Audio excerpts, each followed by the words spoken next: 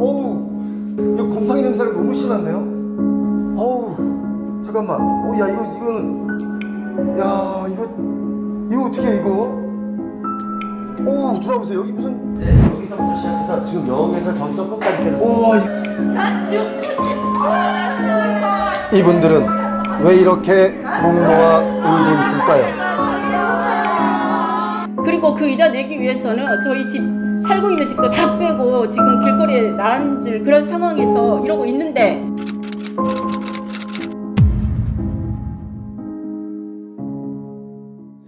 요즘 건설사 정말 어렵습니다. 롯데는 4억을 매각하겠다고 하고 또 다른 건설사들도 알짜 자회사들을 마구 내놓고 팔려고 하고 있습니다. 한마디로 건설사들이 마누라와 자식 빼고 다 팔아야 한다. 뭐 이런 얘기들마저 돌고 있다고 하는데, 그런데 문제는 이게 문제가 아니라 더 심각한 문제가 있습니다. 오늘 그 문제를 짚어보겠습니다.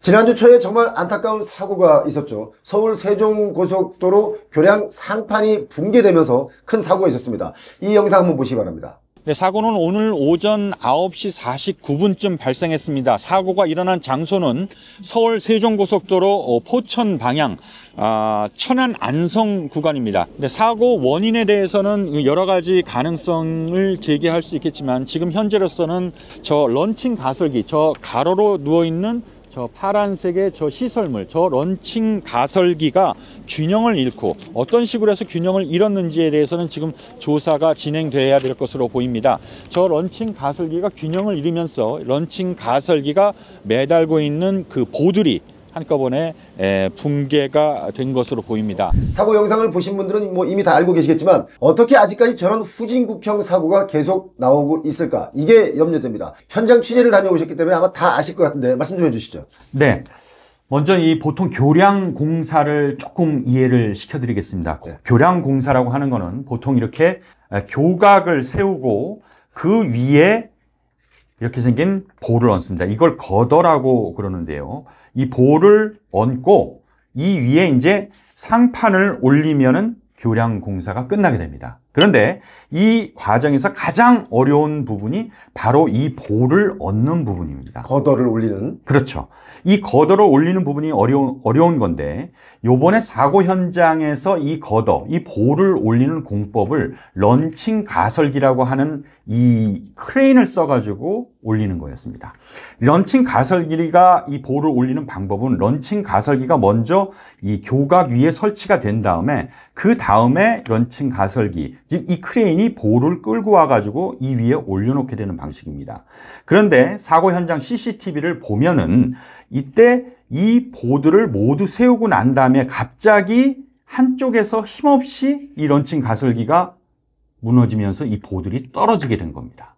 자, 여기서 우리가 중요하게 생각해야 될 부분, 즉 경찰이라든지 사고 조사를 제대로 해야 될 부분은 이 런칭 가설기가 왜 균형을 잃고 옆으로 틀어지면서 무너지게 됐는지, 가설기 조작이 잘못됐는지, 아니면 작업 순서가 잘못됐는지, 아니면 가설기를 지지한 이 구조물에 문제가 있었는지가 조사의 핵심이 될 것으로 보입니다. 그게 지금 보니까 안전장치도 좀 미흡했던 게 아닌가 하는 그런 의구심이 들고 있거든요. 어떻습니까? 네.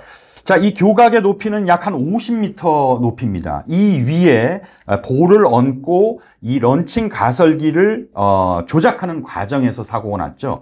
그런데 당시 근로자들은 이 보와 런칭 가설기 위에 10명이 있었습니다. 예. 그런데 당시에 사고가 이게 모두 붕괴되다 보니까 여기에 있는 안전망이나 어떤 안전고리가 전혀 소용이 없었던 거죠.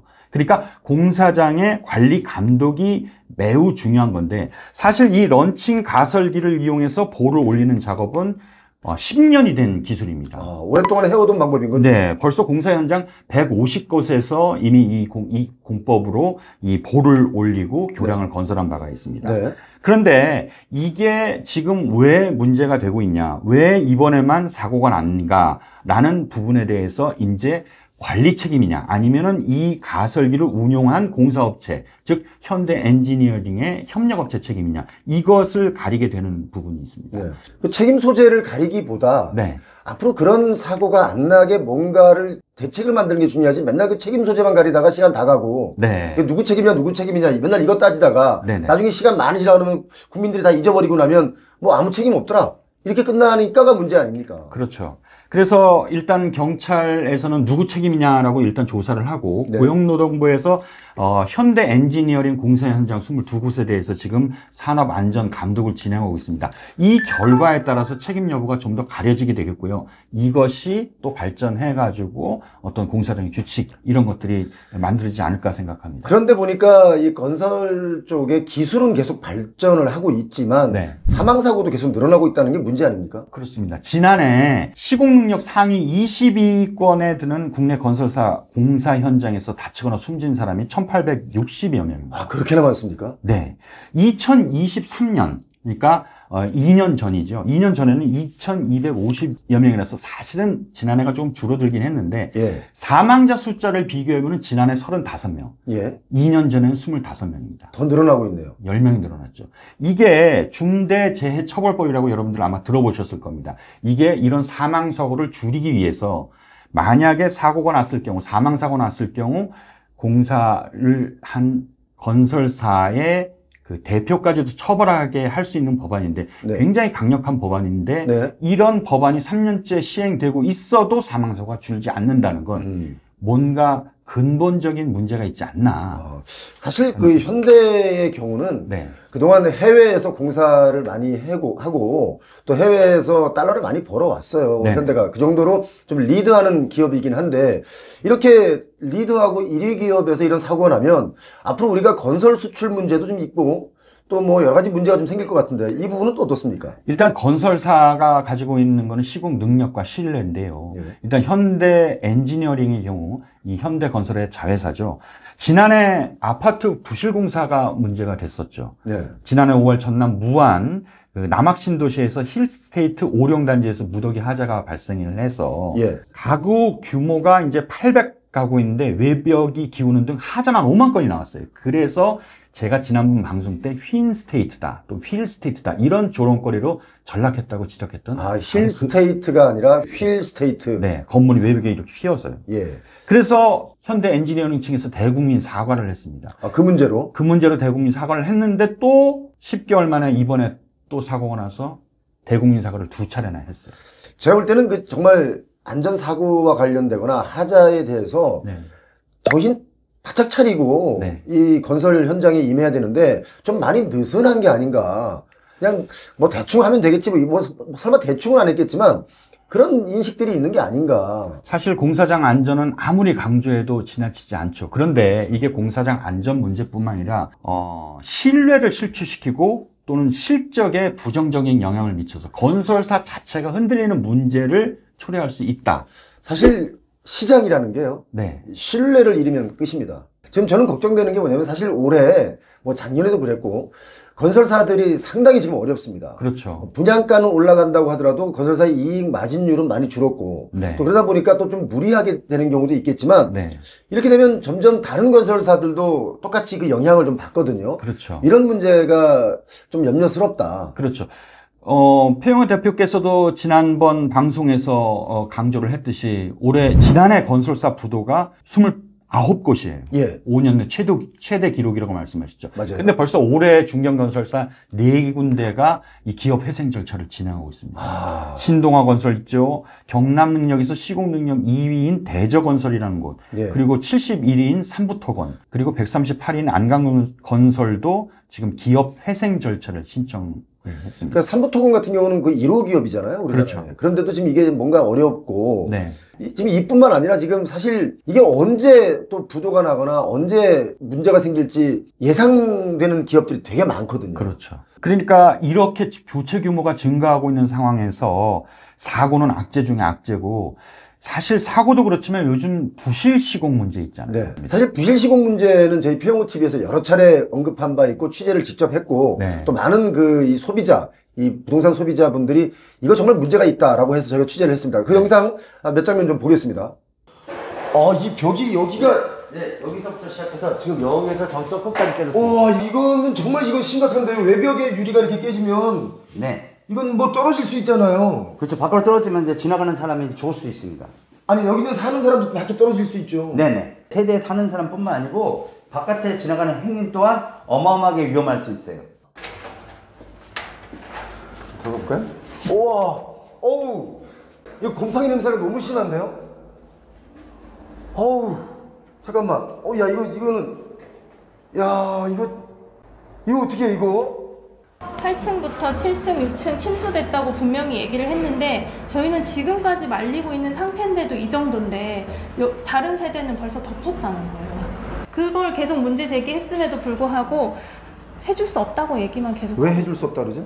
자, 이렇게 저희가 취재를 좀 했는데 사실 지금 이 내용이 너무 많아요. 네네. 다 못 보여드린 것 뿐이고 일부를 보여드린 건데 지금 이 정도입니다. 네.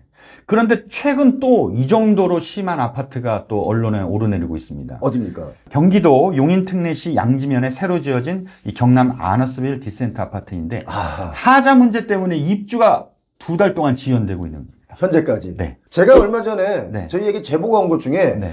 서초동에 다 지었어요. 네네. 뭐 아파트가 거기서 납성분이 이 거울 뒷면에 있는 페인트인가에서 납성분이 한 네. 200배가 넘게 나왔다는 거예요. 그래서 하자가 있는데 이 하자를 언론 보도를 하겠다라고 했더니 그러지 말라. 뭐 이렇게 뭐 회유도 하고 그런다 그러는데 네. 저희에게 제보가 다 들어오는데 저희가 네. 이걸 일일이 다 취재를 못하는 이유는 네.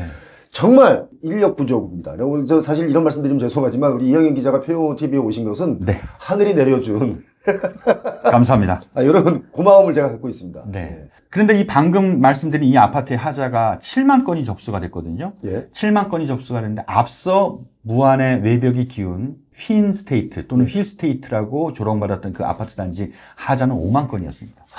그러니까 얼마나 많았습니까? 예. 7만 건이라면. 그러니까 입주를 못할 지경이죠. 예. 사실 아파트를 지으면 뭐 하자가 없을 수는 없습니다. 그렇죠. 전혀 없을 수는 없거든요. 네. 일반적인 아주 심플한 하자들은 수정을 하면 되는데 네. 건물이 휘었다든지 네. 또 제가 지난번에 강남에 하이엔드 오피스텔을 제가 취재를 했는데 네. 와, 이건 뭐 그냥 빗물 떨어지는 건 일도 아니고 두꺼운 유리 거실 창이 깨졌어요. 그런데도 문제가 없다라고 얘기를 해. 그래서 제가 이게 왜 문제가 없냐라고 제가 취재를 한 적이 있는데 네. 그런 일들이 아주 뭐 비일비재하다 보니까 네. 웬만한 하자들은 이제 사람들이 아니 뭐 하자 뭐 수두룩 하지 뭐 이러는 거죠. 네. 그러니까 하자가 있으면 고치면 됩니다. 그렇죠. 그런데 지금 이같이 입주가 지연되는 상황이라면은 이미 집을 팔고 이사를 넘어올 걸 생각한 사람들, 그렇죠. 지금 2달째 모텔을 전전하는 사람들도 있어요. 이 사람들 피해는 어떻게 나중에 보상해 줄 겁니까? 저는 이해가 안 되는 게 예. 미분양되거나 인기가 없었던 아파트라면은 혹시 건설사가 예. 좀 이게 이제 잘 안 팔 것 같으니까 성의 없이 했을 수 있다는 뭐 예. 이런 생각도 할 수 있을지 모르겠지만은 이때 당시 이 아파트, 문제 이 아파트는 11.2대 1이었어요. 엄청나게 인기가 많았다는. 네. 이 인기가 많았으면은 좀 잘 지어야 될 거 아닙니까? 그렇죠. 왜 이렇게 인기가 많아서 이미 잡아놓은 물고기니까 대충 지어도 된다 이런 생각도 있을 수 있어요. 이미 뭐 분양 다 끝났어. 이거 뭐 이제 다 들어온 돈이고 순차적으로 잔금 다 들어올 텐데 뭐 네. 이런 것도 없지 않아 있어요. 솔직하게 말씀드리면. 예. 어쨌든 이 아파트를 지금 문제의 아파트를 지은 건설사가 SM그룹 산하의 경남 기업입니다. 예. 시공 능력 76입니다. 대단한 기업이네. 대단한 기업이네. 그렇죠. 어쨌든 이제 입주민들하고 분쟁이 계속되고 있는데 용인시에서 나서서 하자 개선되기 전까지 준공허가 안 내주겠다라고. 그동안은 지자체에서 하자가 있어도 준공을 먼저 내줬어요. 그래야 잔금이 들어오고 맞아요. 돈을 또 갚을 수 있기 때문에 금융권에. 그러니까 일단 준공부터 내줬는데 지금 용인시 같은 경우는 아예 단호하게 얘기했군요. 그렇죠. 용인시가 일을 잘하네? 잘하는 겁니다. 어쨌든 주민들을 네. 위해서 주민들의 피해가 없도록 하는 거는 역시 용인시가 잘하는 일이에요. 그러니까 그동안 관례라는 것보다 이렇게 뭔가 하자가 있으면 하자를 빨리 보수할 수 있도록 시간도 좀 주고 오히려 이렇게 좀 순차적으로 가는 게 좋습니다. 네. 무조건 뭐 준공허가 내주고 그러면 안 된다. 네. 저는 얼마 전에 혹시 박쥐 사건 있지 않습니까? 네. 뭐 싱크대에 박쥐가 바로 이 아파트입니다. 그게요? 그게 이 아파트예요. 예. 이제 사전 점검차 가는데 싱크대에 박쥐가 있어서 박쥐가 얼굴을 이렇게 빼꼼 내보고 있는 잠깐만. 그 사진이 떴던 바로 그 아파트입니다. 저는 그거 보고 이해가 안 간 게 네. 아니 어떻게 새 아파트 이제 점검하는데 네. 이게 무슨 굴도 아니고 동굴도 아니고 어떻게 밧줄가 나옵니까? 그만큼 성의가 없었다는 거죠. 자, 앞으로 이 하자 공사들 앞으로 좀 더 누그러지고 숫자가 좀 많이 줄어들었으면 좋겠다는 생각이 드는데 이영현의 노려보기 위해서 좀 많이 취재 활동 좀 하시기 바랍니다. 네, 앞으로 하자가 좀 더 줄어들 수 있는 그런 환경을 만들 수 있도록 노려보기 열심히 뛰어보겠습니다. 네. 고맙습니다. 자, 이영현 기자 수고했습니다. 고맙습니다. 네, 고맙습니다.